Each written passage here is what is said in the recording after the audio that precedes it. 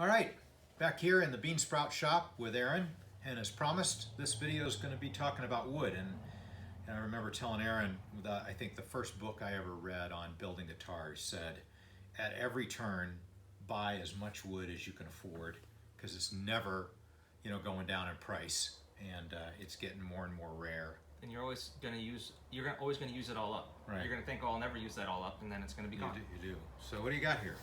Well, one of the things that's important to what I'm doing with Beansprout is an outgrowth of what we did at my MOA.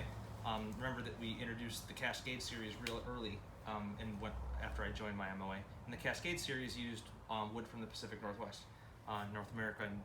And I took that and I'm running with it even farther, where pretty much the only tropical woods I'm using are koa and mahogany, because those are the two traditional old-timey woods. But almost all my koa and mahogany are coming from salvage sources. Like, I'm not buying anything new off from wood dealers. I'm finding strange ways to get it, which is part of the fun. And then another thing I'm doing is I'm salvaging sources or wood from all kinds of wood, not just koa and mahogany, from wherever I can get it, especially if it's old stuff. So a good example is those necks on the prototype instruments are made of this Douglas fir, and this Douglas fir is tongue and groove flooring from an old factory in the Dalles. So it's really tight grain, it's really stiff, and it's really lightweight. It works great for a neck. It does take some extra work, and you have to watch out for whether there's nails in it or not, because you don't want nails to go through the planer. But this is what it looks like when I get it. It takes a little extra work, but I'm not cutting down new forests. Right. And I like How that. many necks will you get out of these two pieces? Well, it takes 3. This is a neck for each one of these, because So it's it's 3 2. slices. Yeah. So And this then is you've 2 got necks. all this up here. Yeah. Wow. So it's a good example where I paid $50 for this bundle. Right. So neck, Right. neck. Yeah. It's a lot of extra labor, but for me it's worth it. Yeah. So that's a good example.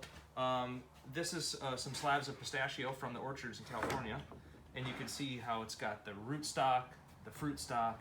It's got sapwood and heartwood. It's really interesting Can you stuff. see that there?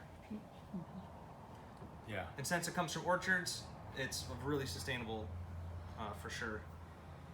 And I also get a lot of my walnut from Gobi Walnut in Portland, and they're an urban salvage forestry company. So they take down trees in urban areas that other folks would just chip up.